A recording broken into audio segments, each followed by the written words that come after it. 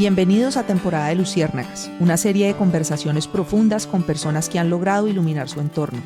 Esta es una invitación para que cada uno de nosotros encuentre esa chispa interna para aprender a brillar desde la autenticidad.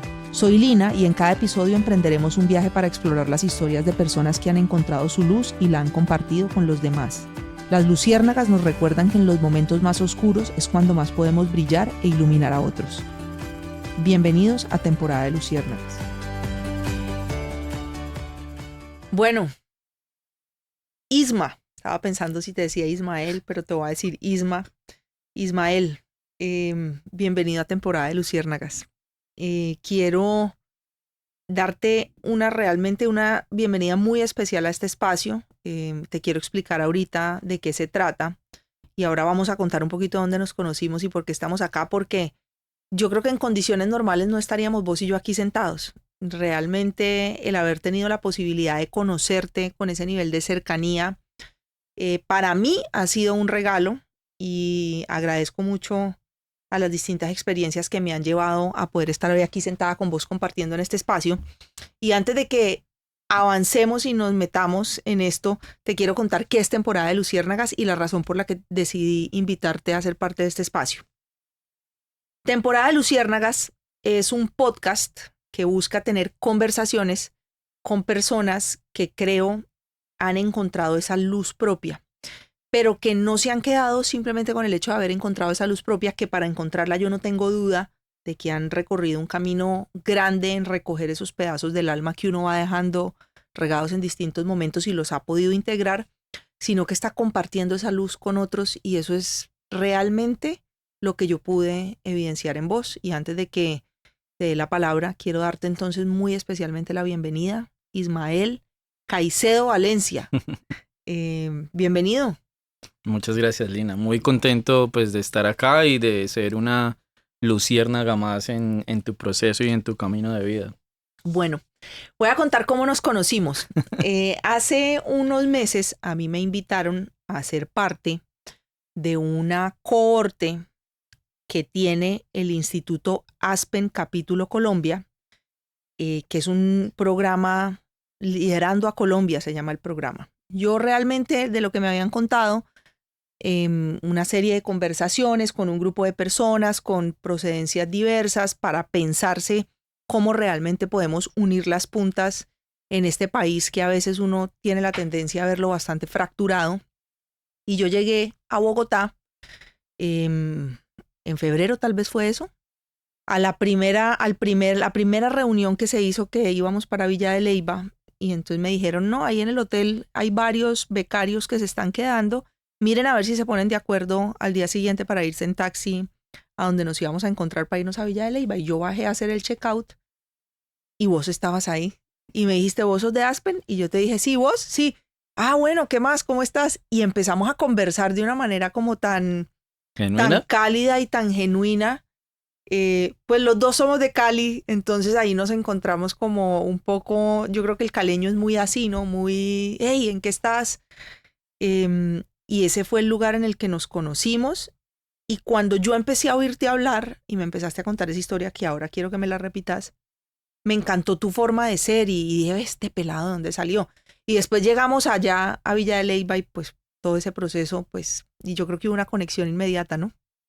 Sí, no, pues yo siento que a veces uno se encuentra las personas que necesitan en su camino, y parte de lo que uno ha aprendido en la comunidad es que el camino se hace caminando, no hay ninguna otra manera.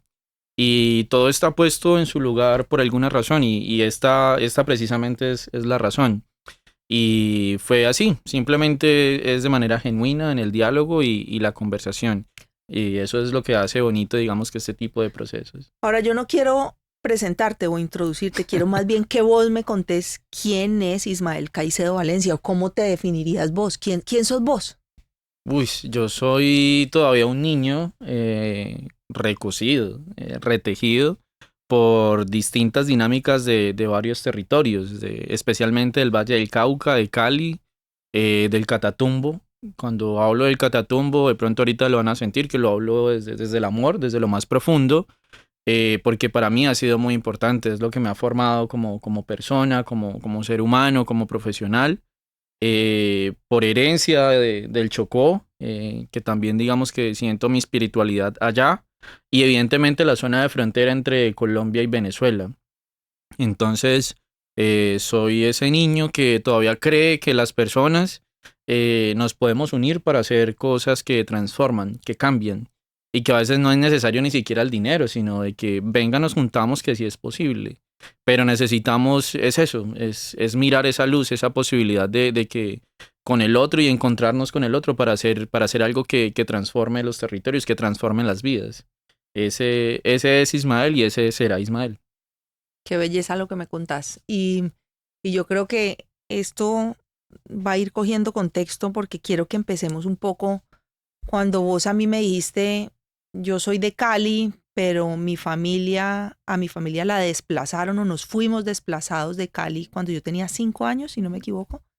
Y yo te dije, ¿cómo así? Pues es decir, uno oye historias alrededor del desplazamiento, en este país esto pasa, pero vos tener la posibilidad de oír de otra persona qué fue lo que vivió, cómo lo vivió, pues a mí me impactó y me generó un poco ese gancho con vos y con tu historia. Y quiero que si pudieras contarme o para que la gente que nos está oyendo pueda conocer un poco de dónde viene ese Ismael y que seguramente de ahí entenderá qué es lo que está haciendo hoy en día. Sí, bueno, Ismael viene de una herencia muy fuerte de liderazgo, no un liderazgo político en las instancias de participación, sino en los procesos comunales y comunitarios. Hoy para mí es como un ejercicio de reconciliación y un ejercicio muy lindo de que mi papá, pues evidentemente me acompañe porque yo hoy soy lo que soy gracias a él. Él abrió la puerta para que yo estuviera aquí.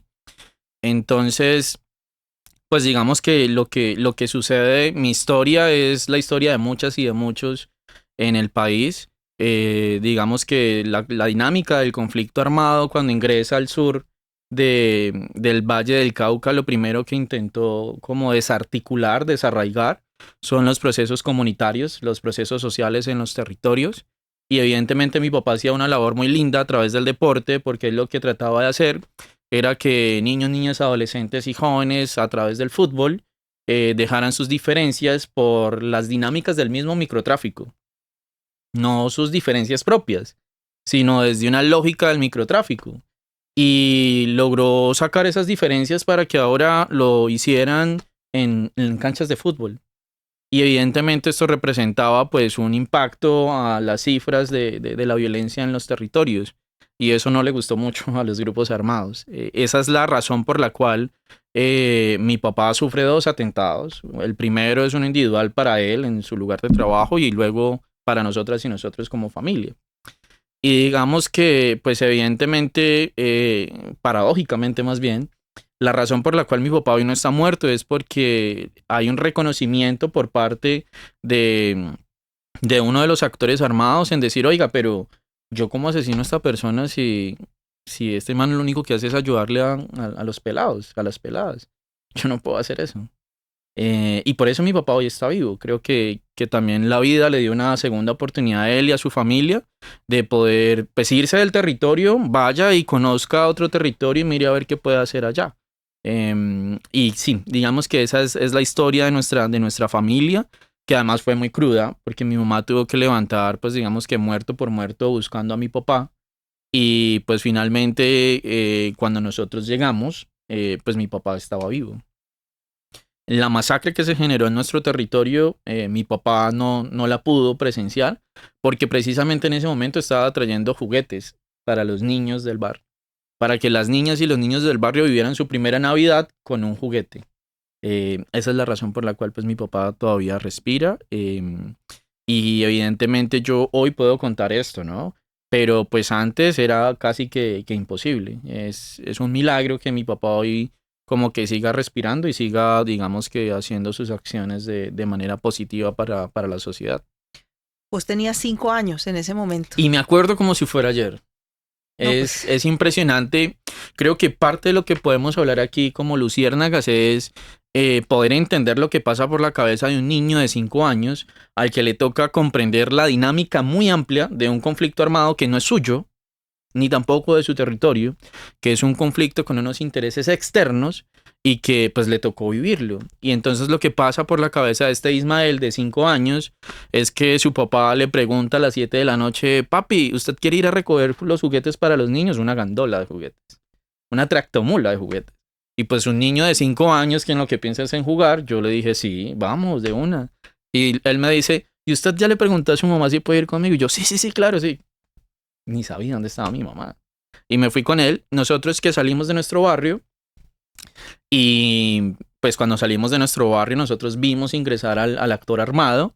Nosotros subimos, abren la gandola, miramos los juguetes y cuando escuchamos fue los disparos.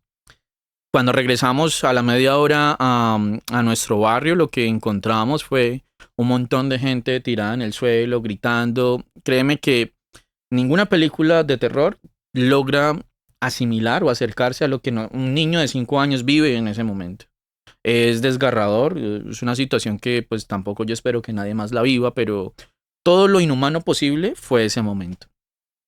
Y cuando llegamos a la cancha, la misma cancha donde mi papá tenía sus procesos sociales con niños, niñas, adolescentes y jóvenes, es donde hicieron la masacre. Y pues evidentemente esto responde a una dinámica que estaba sucediendo a nivel nacional y era pues dejar un mensaje ahí, en esa cancha donde la gente se reunía para hacer comunidad.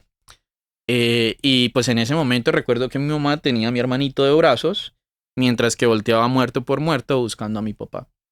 Y ahí digamos que en esa noche se corta mi memoria. Hasta ahí llega Tu que infancia. creo que ese fue como el choque que dice, oye, recuerda hasta aquí. Hasta ahí lo recuerdo perfectamente como si fuera ayer. Y pues bueno, ya en los días siguientes mi papá imagínate, el periódico del territorio, eso fue un fin de semana, entonces pues el sábado sucede esto, el domingo la gente velando a sus muertos, su comunidad con un dolor impresionante. ¿Cuántas personas asesinaron? Fueron 4 o 5 personas que asesinaron. Y pues bueno, digamos que en esta dinámica, el domingo pues la gente con todo su dolor y su corazón desgarrado. Resulta que pues más adelante lo que sucede es que el periódico dice que un enfrentamiento entre las AUC y células de la guerrilla dejan un saldo X de personas asesinadas. Y pues imaginen, pónganse en el rol de esta comunidad, que es una comunidad humilde, corteros de caña, corteras de caña, personas que trabajan, que han tenido contratos con ingenios de azúcar de 30, 40, 20 años, estudiantes de instituciones públicas ahí muertas y muertos. Esto fue totalmente desgarrador. ¿Cómo le explica uno a una madre que un periódico acaba de decir que su hija o su hijo es una célula de la guerrilla cuando pues está totalmente dedicada a un tema escolar, de estudio? O que una persona que tiene 30 años en un ingenio de azúcar, cortero de caña, que sale a las 4 de la mañana, llega a las 7 de la noche y pues, se acuesta a dormir y a descansar durante tantos años es una célula de la guerrilla. Eso fue totalmente desgarrador y sin tener fuerza, la gente salió a marchar, a decir dignifiquen el nombre de mi familiar muerto, de mi vecino, de mi vecina. En un proceso de reconocimiento de lo que le pasa al otro, a mí también me pasó. Y pues evidentemente en esto, pues lo que hicieron fue perfilar. Y una de esas personas perfiladas en ese momento fue mi papá. Esa noche, pues a nosotros nos fueron a matar a nuestra casa. Y pues después lo que hicieron fue intentar hacer un atentado a mi papá. Y desde ahí nosotros nos tuvimos que ir. Y cuando llegamos pues teníamos un tío en la frontera entre Colombia y Venezuela. De pronto para las personas que no lo saben, Colombia y Venezuela desde los años 70, 80 y 90 era la Miami de América Latina. O sea, todo lo económico, la posibilidad de surgir, la posibilidad de hacer dinero estaba allá en Venezuela. El problema es que cuando nosotros llegamos a la zona de frontera, esa Miami pues ya no estaba. Venía en su proceso de caída Venezuela como tal. Por el chavismo. Por el chavismo, porque el chavismo ya empezó a generar otras dinámicas que no generaban una rentabilidad o una sostenibilidad. Beni, pero para ahí que yo quiero que ahondemos un poquito en esto del conflicto, lo que me contaste, me hablaste muy bien de tu historia, de qué fue lo que viviste. ¿Cómo tu mirada cambió hoy que miras esa historia hacia atrás debido a ese suceso, a esa vivencia, a eso que tantos colombianos tienen que vivir de una manera tan cruda? ¿Y cómo eso definió quién es hoy Ismael y a qué se dedica? Yo creo que lo conversábamos hace un ratico, y es que hoy tienes a un Ismael que tiene una maestría, que tiene una especialización, que tiene un nivel profesional, que tiene un recorrido a nivel nacional, internacional, y que tiene unas ganas inmensas de seguir creciendo y seguir aportando. Y desde muy niño, desde ese momento, creo que yo tenía un referente y era pues mi papá y mi mamá. Y lo que a nosotros nos pasó, yo no quería que eso le pasara a otro niño. Mm, ¿Vos tuviste ese esa hecho, conciencia en ese sí, momento? ¿Eso fue algo que con el tiempo? sí. Hay un hecho que logró como encender un bombillo dentro de mí. Y es que cuando nosotros llegamos a Norte de Santander en el bus expreso bolivariano, yo lo recuerdo todo. Todo. Sí, además vimos una película que se llama Lágrimas del Sol, que es una película que relataba lo que nosotros estábamos acabando de vivir, un desplazamiento por una dinámica de conflicto armado. Llegamos a Cúcuta, mi papá se baja del bus, sí, lo acaba de perder todo, llega a un territorio donde nadie lo conoce, y eso estaba desolado. Llegamos un domingo, no había un alma en Cúcuta. Entonces, En pues la calle. en la calle, en toda la ciudad no había un alma. Entonces, claro, pues el susto de mi papá, y Dios mío, nosotros a dónde llegamos. Porque cuando íbamos en el bus y entramos a Cúcuta, lo primero que vimos fue un letrero que decía muerte a expendedores de drogas, sapos y maricas. AUC. Y ahí dijimos, pero venga, ¿cómo así? Y nosotros no estábamos escapando de ellos. Eso fue impactante. Nos bajamos del bus y mi papá pues trata como de mirar para un lado, para el otro, no ve nada, solamente ve a un señor vendiendo café. Pero ustedes tenían familia allá. En Cúcuta teníamos solo un tío. Ok. Esa era nuestra red de protección ahí.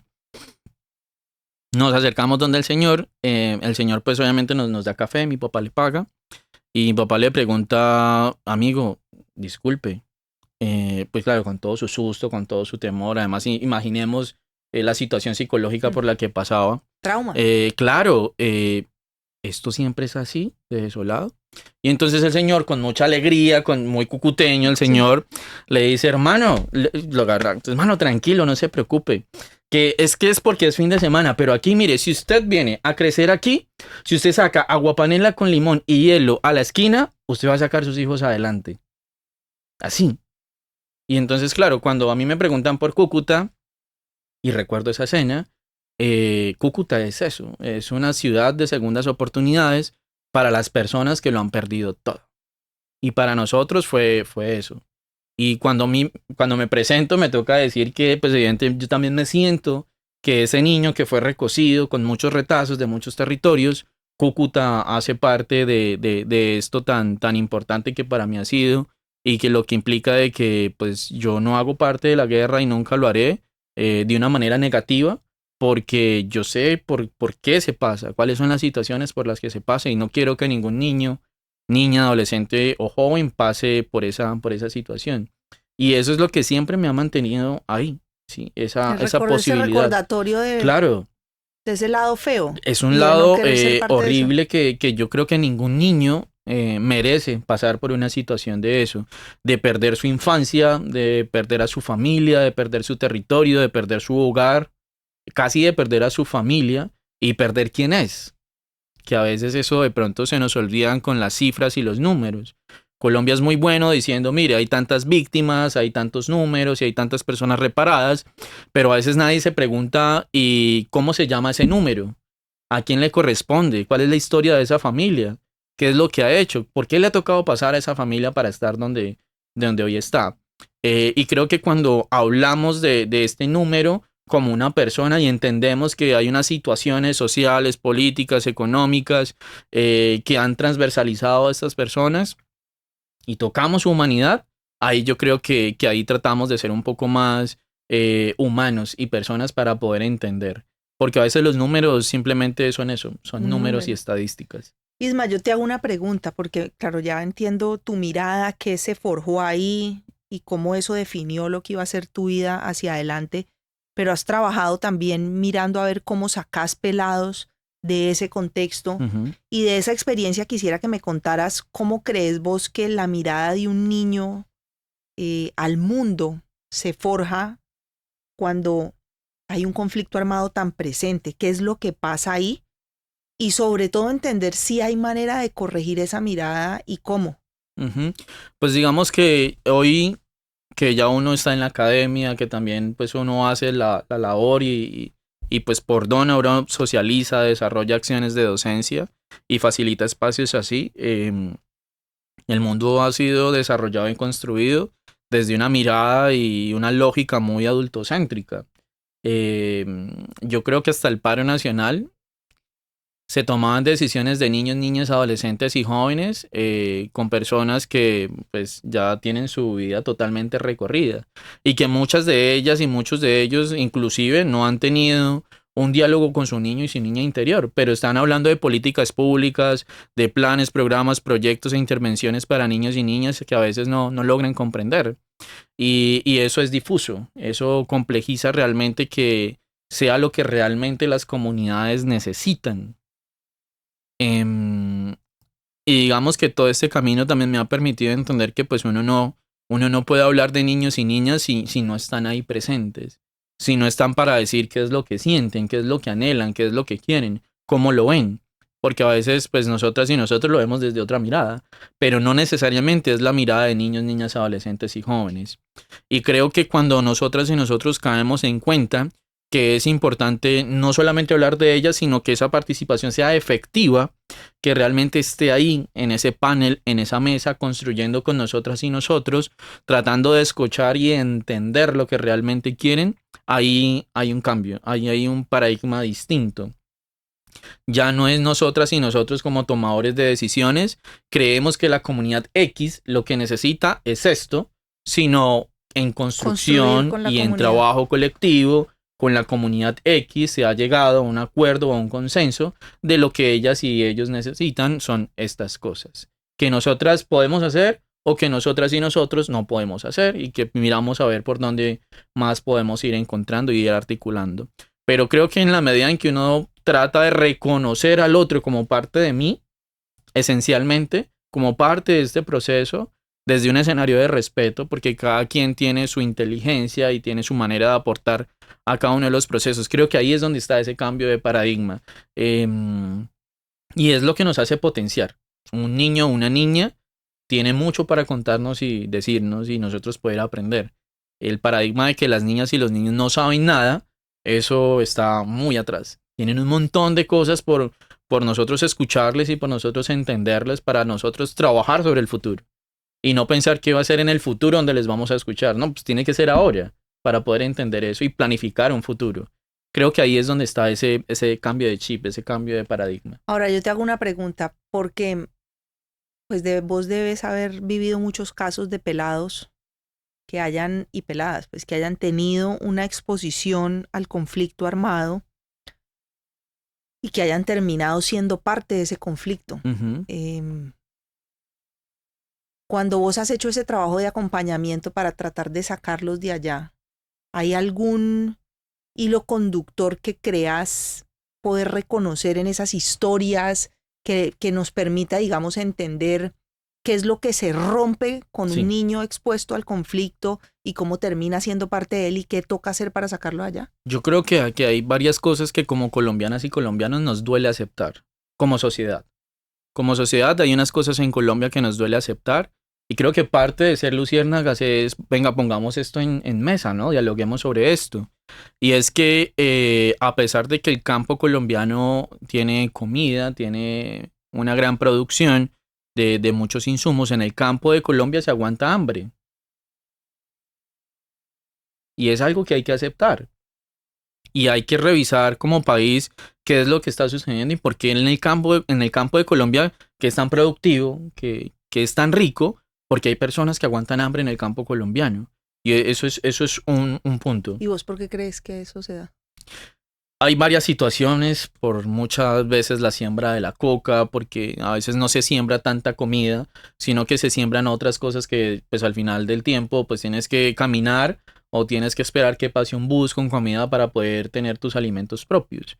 Entonces tenemos muchas extensiones de otras cosas que no necesariamente responden a unas necesidades básicas para satisfacer, sino a otras lógicas. Y eso implica que haya una Que desconexión. alimentan el conflicto. Exactamente, ¿sí? Y evidentemente no señalo ni un sector ni el otro, pero es lo que sucede. Y evidentemente cuando suceden este tipo de cosas, los más vulnerables son las niñas, los niños y los adolescentes. Hay otras situaciones por temas de que los campesinos y las campesinas no tienen acceso a la tierra, no tienen cómo sembrar sus propios cultivos. También tenemos que decir que hay muchos jóvenes que ahora el Ahí campo tenemos no los les dos gusta. lados, no debo decirlo, porque también ha habido momentos en donde se entregan grandes extensiones y no terminan usándose para esto que estás Claro, diciendo, sino, por ejemplo, para sembrar otro tipo de sí, cosas. Entonces, nos ha pasado. entonces está como... Sí, inclusive para USAID, USAID no permite que se, o bueno, no permitía cuando estaba en Colombia que se compraran, por ejemplo, semillas. Y para las personas que trabajamos en algún otro programa de USAID decíamos, pero ¿por qué no podemos comprar semillas para que la gente siembre su comida? Pues resulta que pues en una situación, en una Colombia X, un proyecto compró semillas, USAID no supo cuáles eran esas semillas y se terminó sembrando hoja de coca. Entonces, pues esa es la Colombia también en la que nos vemos inmersos. Entonces ahí hay una dicotomía, hay una disyuntiva en la que pues también nos toca sentarnos y mirar como sociedad. Pero hay muchos factores que hacen que evidentemente a veces en las comunidades que lo necesitan y que lamentablemente son las comunidades que de pronto menos acceso por vías tienen, terminan sembrando cosas que no van a satisfacer sus propias necesidades. Y esa es una grave dificultad. Y la siguiente dificultad es que el campo colombiano se está quedando sin jóvenes. La gente ya no quiere trabajar en el La campo. gente no quiere trabajar en el campo por varios factores. Uno, porque a veces el campo no es rentable para ellos y ellas. Dos, porque quieren vivir otra experiencia, pues porque están cansadas y cansados de los actores armados, de todos los actores armados y de todo lo que se vive. Los campesinos tienen historias de generación en generación, en generación, en generación, en generación, con unas dificultades muy complejas. Y pues tenía que llegar a una generación en decir, oiga, pero es que yo no quiero vivir más esto. Y pues si eso implica entregar mi tierra, irme para otro lado, de pronto para la ciudad, sufrir un tiempo, pero después crecer allá, pues lo voy a hacer. Entonces, también digamos que a nivel Además, la social, gente pensando también que las ciudades entregan la posibilidad y no y no necesariamente es así. necesariamente es así. Y esta es la siguiente dificultad. Muchos jóvenes terminan a veces en el campo solamente hasta noveno. Y entonces lo que es 10º y 11 les toca irse a otra zona rural, una un poco más cercana, o de pronto a la ciudad. Y resulta que cuando llegan a la ciudad y les piden un trabajo en Word o en Excel, se encuentran con que, pero a mí en mi zona rural nunca me enseñaron eso. Yo te cuento que hace unos 2 años tuve una experiencia en la zona rural de Cúcuta, a 2 horas de Cúcuta, que esto nos debería alarmar a todas y a todos. Estuve en una vereda con un proceso lindísimo de caminos de paz, hablando de prevención de reclutamiento, desarrollando habilidades de liderazgo con las niñas y los niños. Mira, Lina, no te imaginas los niños cargando bultos de un montón de cosas para construir su sala de tecnología. Porque cuando empezamos teníamos solamente 15 millones de pesos para poder hacer una resignificación de espacios.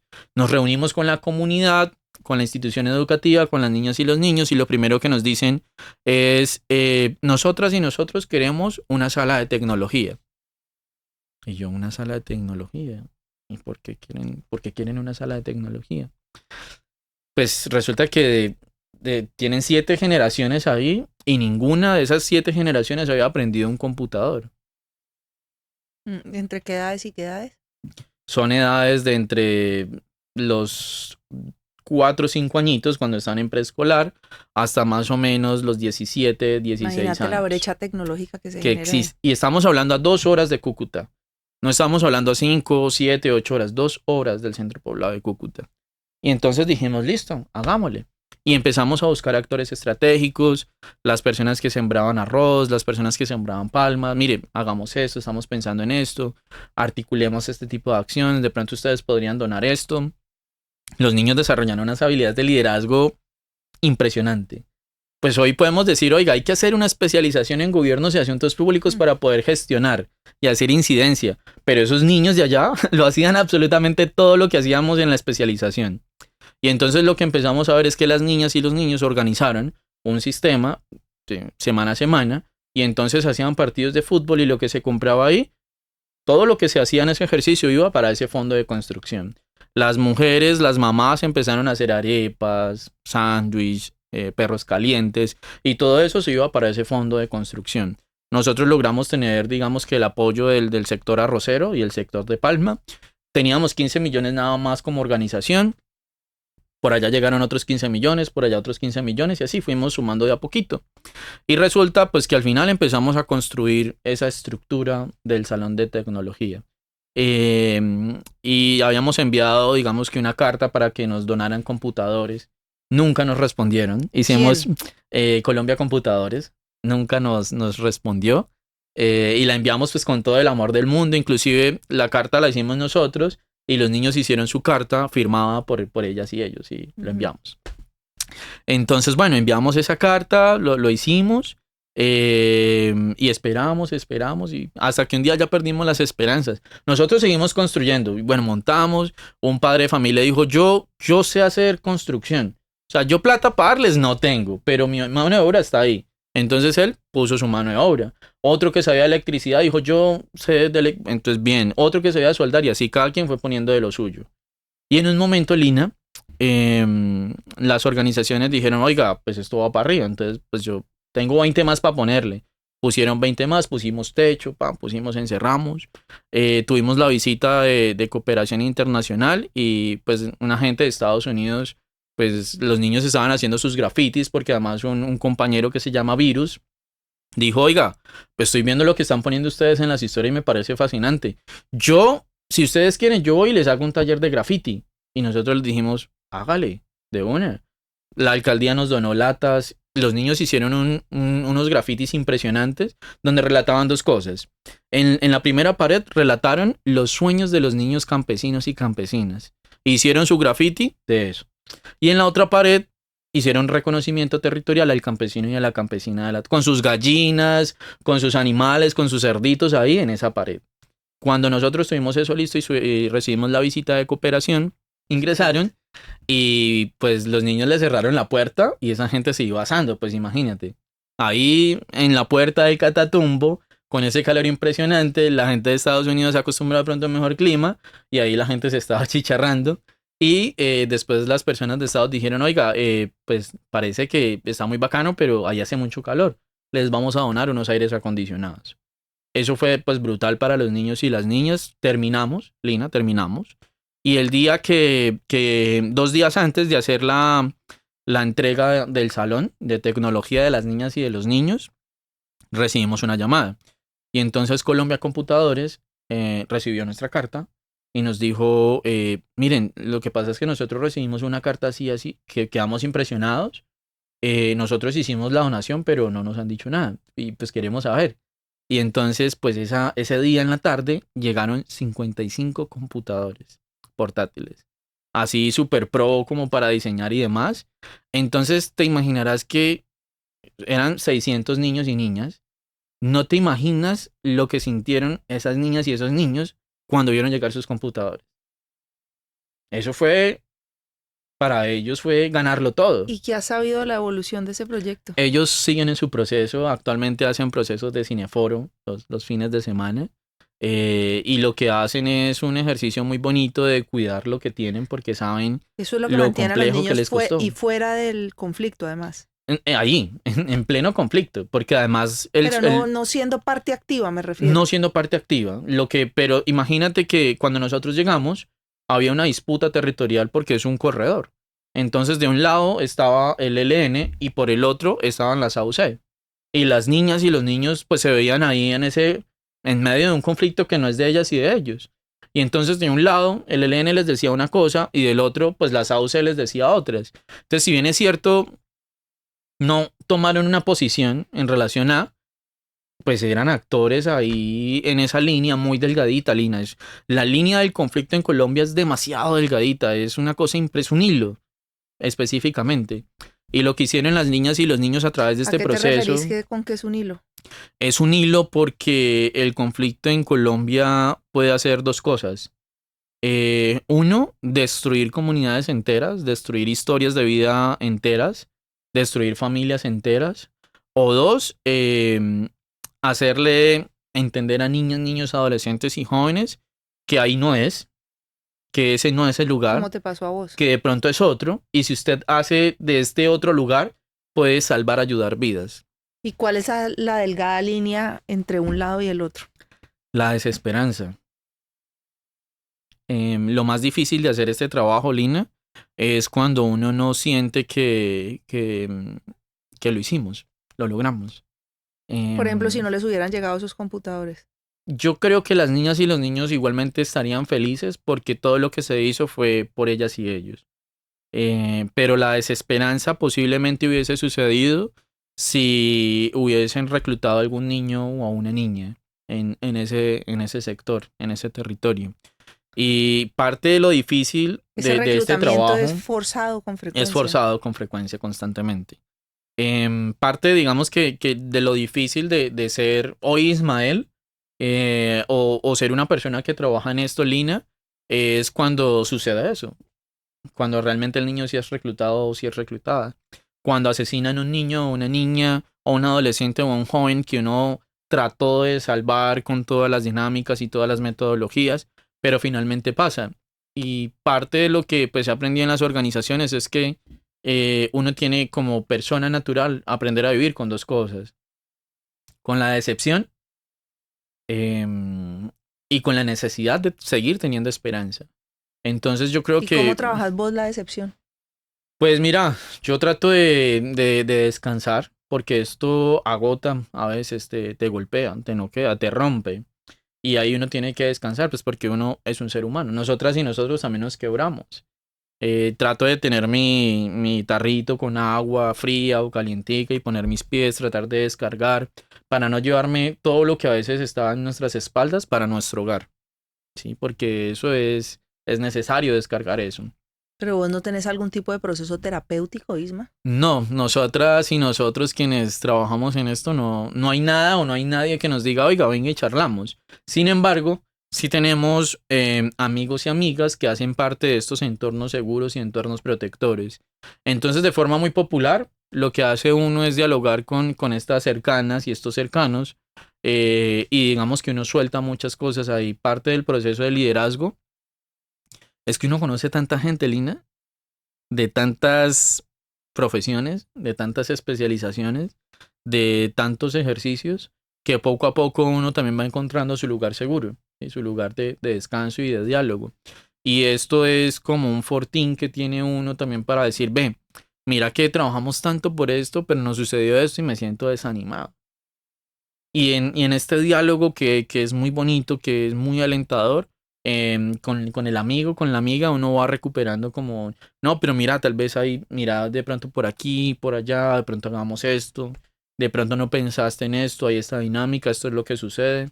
Y eso también nos va ayudando. Una pregunta, ¿vos cómo haces para mantener vivo ese compromiso con la reconciliación de este país? De seguir creyendo que este país, pese a todo lo que hemos vivido, todo lo que vemos todos los días, puede reconciliarse.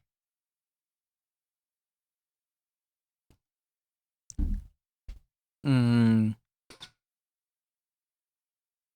yo crecí en un colegio que no nos pertenecía y nos quitaron nuestro colegio.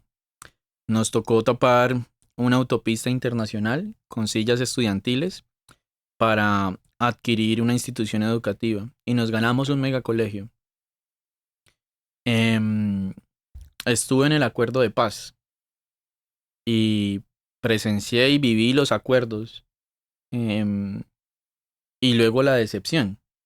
Acompañé el acuerdo de paz con el ELN y vi cómo de un momento a otro eso se fracturó. Estuve en las calles, en el paro nacional, sí, lo viví, perdí amigas y amigos. Em, Tuve gente que estaba dispuesta a dar su vida para que su hermanito o su hermanita no viviera la desigualdad estructural que él o ella sí vivió. Pronosticamos lo que iba a suceder en el Catatumbo desde octubre y no nos prestaron atención. Y pasó, sí. Em, Básicamente hemos vivido toda esa línea de violencia, desigualdad y de dureza. Y yo estoy muy seguro de que eso no es lo que tenemos que vivir.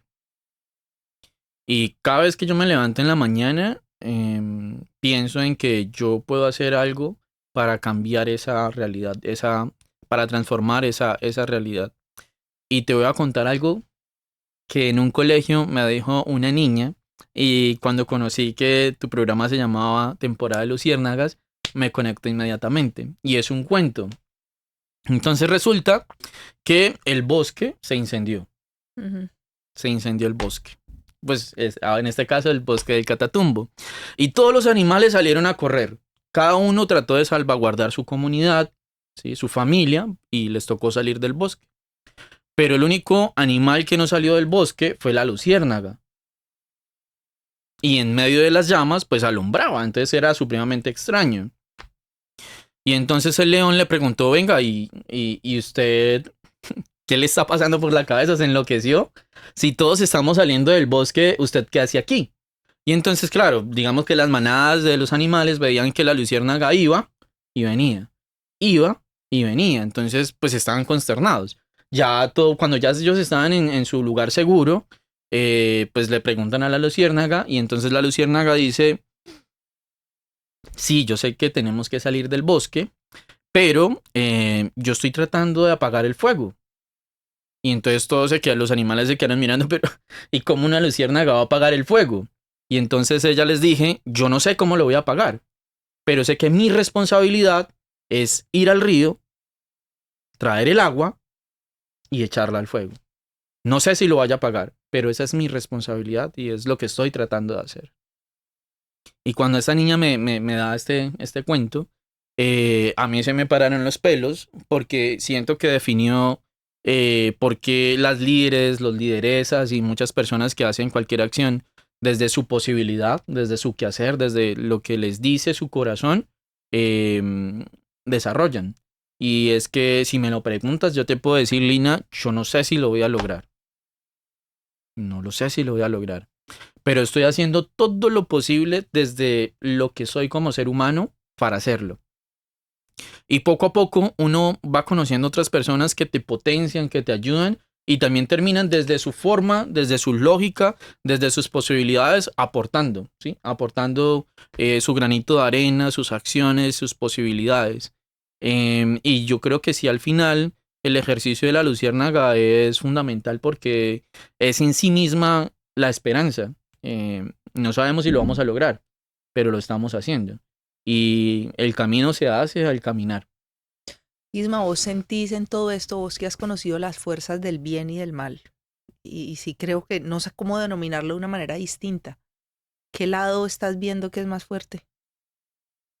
En este momento yo creo que la sensación nacional, no solamente en la ruralidad, sino en la urbanidad, es que no estamos en un panorama muy alentador. Mm, ¿Por qué? Porque yo creo que el colombiano estaba acostumbrado o acostumbrada a ver el conflicto lejano, ¿no? El conflicto armado. Allá. Eso es allá en la zona rural, en el campo, donde está esa vaina. Eso acá en la zona urbana, no, eso no. Yo creo que desde los 80 la gente de pronto no dimensionaba o no sentía esa figura como tal en la ciudad. Pero lo que vemos actualmente es que pues distintos actores armados están en la zona urbana. Y eso no lo digo yo, o sea, lo dicen todas las investigaciones, lo dicen las alertas tempranas, ¿sí? Lo dicen los análisis de todas y todos. Y pues lo que podemos, digamos que sentir es una gran inseguridad, ¿sí? Y ya no solamente en el campo colombiano, sino en las ciudades, que preocupa porque en la ciudad hay otra lógica, hay otras libertades, hay otras dinámicas, hay otras posibilidades de acceder a los derechos. Pero pues la presencia de diferentes grupos armados, incluso de organizaciones armadas que se quieren hacer pasar como si fueran quienes fueran el Estado o brindaran garantías de seguridad y economía, se creen con la posibilidad de fungir esas funciones. Y pues eso no es así. Y vos como, digamos, como un actor que ha estado vinculado a buscar la manera de resolver efectivamente, de unir extremos, ¿qué crees ¿O qué llamado crees que se le puede hacer a la sociedad civil, a las personas que nos están oyendo, como a participar desde qué punto, a evitar que este tipo de cosas sigan Ujú. ampliándose? Bueno, nosotras y nosotros como colombianos tenemos a veces una mirada errónea y es pensar que el gobierno nos va a solucionar. Y esa responsabilidad es del gobierno, ¿sí? O es del alcalde, o es del gobernador. Y pues yo voy, hago mi voto, voto por fulano de tal y usted resuelva. Y díganos que está bien y que está mal. Pero pues eso no es así. Aquí la responsabilidad es de todas y todos. Yo creo que hay una gran necesidad de que el ciudadano y la ciudadana sienta eh, y se corresponsabilice con lo que sucede en los territorios, con lo que sucede en el área urbana y en el área rural. Y que cada quien tome su postura y su grano de arena de participar, ser luciérnaga, precisamente. Yo creo que esa es una primera mirada y es una autocrítica que como sociedad hay que darnos. En muchos espacios a veces la gente trata de decir como que no, o sea, estamos bien, las cosas están bien, están pasando bien. No, yo creo que realmente hay que ser autocríticas y autocríticos y decir, tal vez como ciudadano sí he fallado. Sí, sí, sí he fallado. Tal vez en un momento tuve la posibilidad de dar un plato de comida, pero me dio miedo de pronto de que me fueran a robar y no lo di. Tal vez me pasé este semáforo y casi causó un accidente. Tal vez yo pude hacer esto y no lo hice. Entonces creo que este es el momento para mirarnos como sociedad y realmente desde un ejercicio muy interiorizado, identificar qué hemos hecho bien y qué no hemos hecho mal. Creo que en ese momento realmente vamos a poder vernos como sociedad. Y hay algo, Lina, que pues ha pasado en Colombia desde hace mucho tiempo y creo que esto es un resultado de la violencia que nos hemos tenido como sociedad y es que tenemos una desconfianza hacia el otro tremenda. Mm.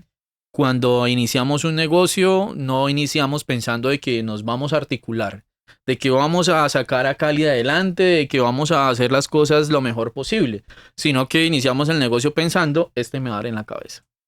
Entonces, como este me va a dar en la cabeza, yo primero tengo que pensar que yo le tengo que dar primero. Y ese golpe de darle yo en la cabeza o que yo le tengo que dar primero, está mal. Y eso que esto es un ejemplo de un ejercicio del negocio, pero así como lo vemos desde acá, lo vemos desde otros sectores sociales. Y ahí creo que hay una necesidad urgente, sí, urgente como las alertas tempranas, de trabajar esto, de tratar Construir de confianza. confiar, claro, construir para que nosotras y nosotros podamos dar un paso más y transformar este conflicto. El pilar número uno, Lina, es la confianza. Si no vamos a tener confianza como sociedad, como individuos, no vamos a poder ni siquiera hablar de conflictos, ni siquiera entender qué es eso de un conflicto. Sabes que yo trabajo en mi día a día mucho eso, la construcción de confianza y todo el tiempo estoy revisando datos de cómo somos un país en el que hay un porcentaje altísimo que responde que no confía en la persona de al lado. Ujú, Y eso pues está directamente asociado con el subdesarrollo, ¿no? ujú. O por lo menos los países en donde eso ocurre hacen parte de un bloque de países bastante subdesarrollados. Exactamente. Y yo te pregunto desde tu punto de vista, ¿cómo se construye confianza? Yo, pues bueno, cuando te conocí me pasó algo muy, muy interesante que pues en un momento nos dio risa, pero después, claro, nos permitió hacer un análisis como, venga, ¿y por qué no había pasado tal vez antes? Y es que pues en el paro nacional estuvimos en sillas distintas, ¿no? En Mm. posiciones distintas. Yo desde una institución de mis jóvenes, de mis pelados, de nuestras desigualdades, y evidentemente tú como representante de un sector allá del otro lado tratando de entender qué es lo que pasaba acá para mirar si juntas y juntos construíamos una solución. Y creo que el estar aquí, de conocer por lo que pasa un pelado, una pelada en su barrio, en su territorio, de lo que pasa a la gente en el Catatumbo, de lo que pasa a un niño o una niña cuando es víctima de un conflicto armado, entender eso creo que nos va quitando esas capas de tal vez no, eso no es así, o tal vez la gente lo hace porque sí o porque no.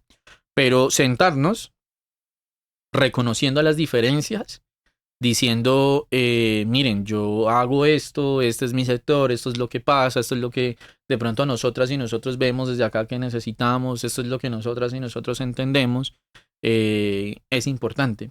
Pero también lo que desde ese otro sector, que puede que no me guste, puede que no esté de acuerdo, puede tal vez que tenga posición política distinta a mí, pero así como lo que nosotras y nosotros hemos sufrido, hemos vivenciado, hemos sentido, hemos acaparado, es importante ese otro sector con el que no me la llevo bien, con el que no me cae tan bien, es totalmente importante para que podamos construir. Conversar. La conversación en Colombia es fundamental para que empecemos a construir confianza, porque lo que nosotras y nosotros hemos aprendido, resultado del conflicto armado, es que ese que piensa diferente es diferente a mí y es mi enemigo. Por eso no me cae bien. En Colombia hay una cantidad de personas que no se quieren con otra porque simplemente pertenece a un sector X, pero nunca han conversado, no se conocen. ¿Sí?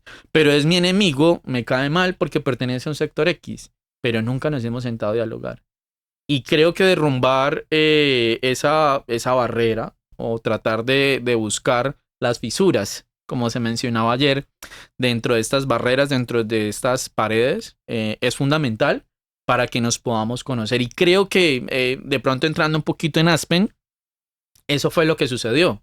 Porque no se conoció Ismael y Lina, sino que se conocieron dos personas que en el lobby de un hotel empezaron a hablar de un montón de cosas, desde su humanidad, desde sus humanidades, y les pareció interesante y siguieron en esta conversación y hoy en día están sentados hablando de luciérnagas. Eso es lo que tenemos que hacer como sociedad, tal vez quitarnos esa capa, esos escudos, porque siempre estamos a la defensiva. Las conversaciones en Colombia pasan por unos matices de defensa. Yo no converso para entender al otro o a la otra. Yo converso para fijar una posición. A defenderme. ¿Sí? Yo converso porque tengo que ir a defender lo que yo traigo detrás. Y pues hay que reconocer que esto también es un resultado de un conflicto. Porque nuestro discurso lingüístico está muy marcado por la violencia.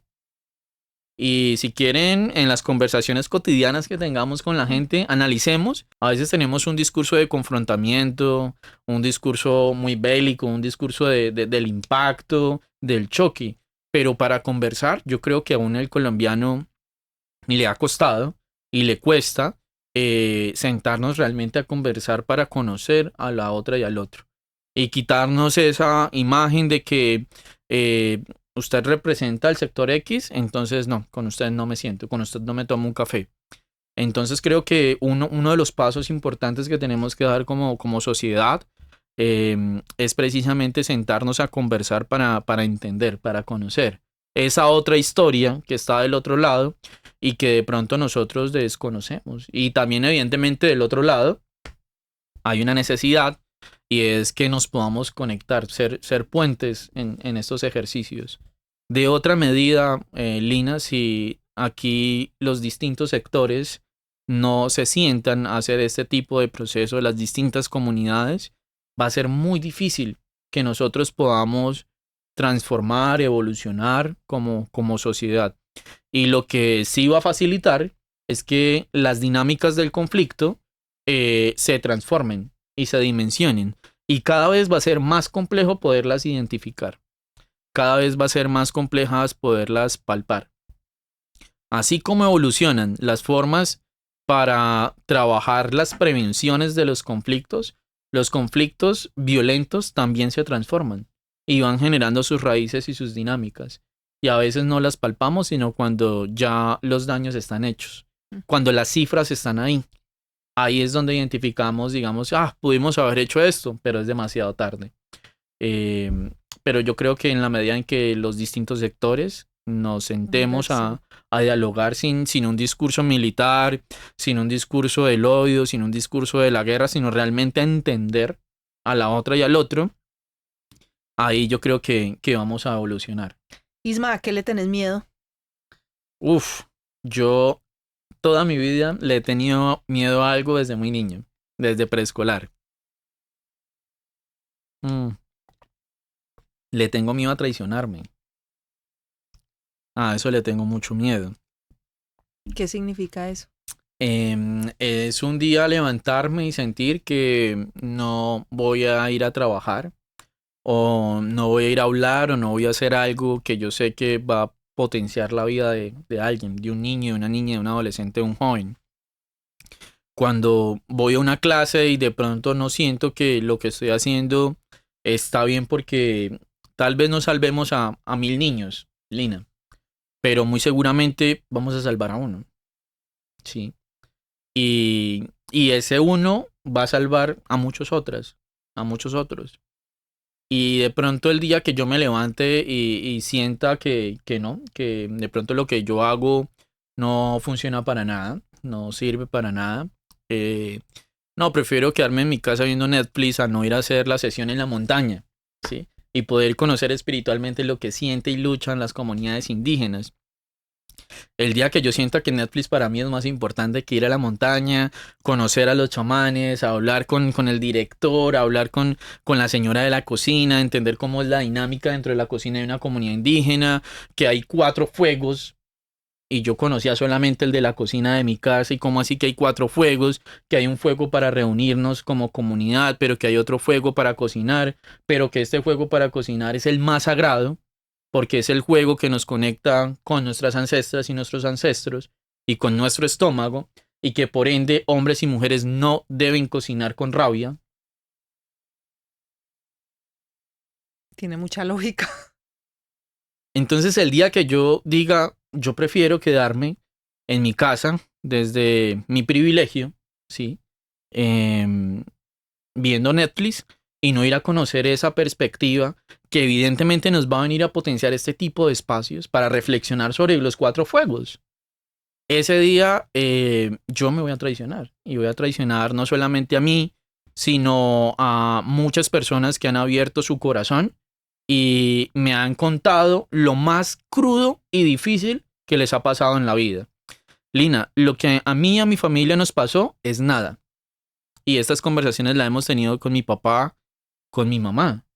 En el marco del conflicto armado, mi familia fue privilegiada. Lo perdimos todo. Seguramente tenemos traumas, como toda la sociedad colombiana, pero yo los tengo vivos y vivas. Hay familias que no pueden decir eso, Lina. ¿Sí? Y eso también es importante, porque incluso en el marco de eso también hay privilegios, que no necesariamente son económicos, pero el valor que existe en tener uno a su papá y a su mamá, en poderle retribuir, en que puedan ir a esta entrevista y sentarse ahí y darse cuenta que lo que este señor ha hecho ha permitido que muchos miles de jóvenes con los que hemos trabajado tengan una visión y una posibilidad de vida distinta. Se han dado cuenta que no necesitamos estar al interior de una guerrilla para hacer comunidad, ni para ganar dinero, ni para hacer transformaciones sociales, que nosotras y nosotros lo podemos hacer, que han aprendido a cómo gestionar con la alcaldía, con la gobernación, con la cooperación internacional. Entonces, el día que yo sienta que, no sé, que de pronto no voy a dar una clase, ¿sí? Que no voy a estar en la Junta de Acción Comunal, que Lina me invitó a un espacio para que hablemos y reflexionemos, el día que me invitan a una montaña para que hablemos del marco normativo de las niñas, los niños y los adolescentes desde una perspectiva diferencial indígena en la cima de la montaña, el día que me digan vamos para Quibdó, para el Bajo Baudó, Ismina y allá dialogamos y trabajamos al frente del río Atrato o en la lancha y vamos generando ese espacio, el día que yo pierda esa sensación de sí, yo quiero ir y quiero ayudar. Quiero contarles lo que hemos hecho, cómo lo hemos hecho, a los retos que nos hemos enfrentado, las desilusiones que hemos tenido y de pronto cómo articulamos desde ese escenario. El día que pierda yo esa sensación, Lina, creo que ese día dejo de existir porque yo respiro, vivo y transpiro Para esto esto. a mi manera. Y el gran reto que, por ejemplo, hemos tenido, yo creo que como líderes y lideresas sociales, es cómo profesionalizamos el ejercicio. Y eso es un reto, porque no hay ninguna universidad que te va a venir a decir, mira, ser un líder social es esto. Y ninguna universidad lo dice porque uno lo encuentra, uno lo halla. Y para encontrar eso que está muy adentro, pues hay que hablar con su niño y con su niña interior. hay algo que sucedió por ahí que te potencia, que te empuja, que te lleva y que te permite no traicionarte a ti mismo. Y en esa no traición a ti mismo, lo que haces es ayudar a cuanta comunidad se te atraviese por encima, por debajo, por un lado, por el otro, por el frente. Y donde quiera que exista una necesidad y yo pueda aportar desde mi humilde conocimiento, ahí yo voy a estar. Qué belleza, Isma, todo lo que contás. Yo personalmente quedo muy contenta de esta conversación que hemos podido tener.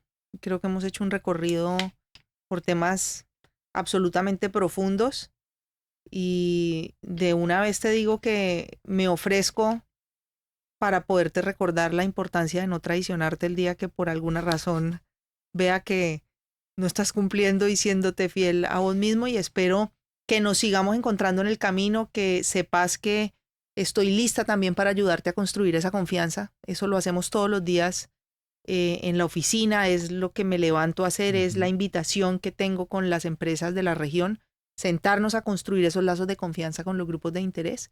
Y te agradezco mucho haber aceptado esta invitación y hasta una próxima oportunidad. Muchas gracias, Lina, y pues bueno, yo espero volver por aquí alumbrando mucho más. Eso espero yo también.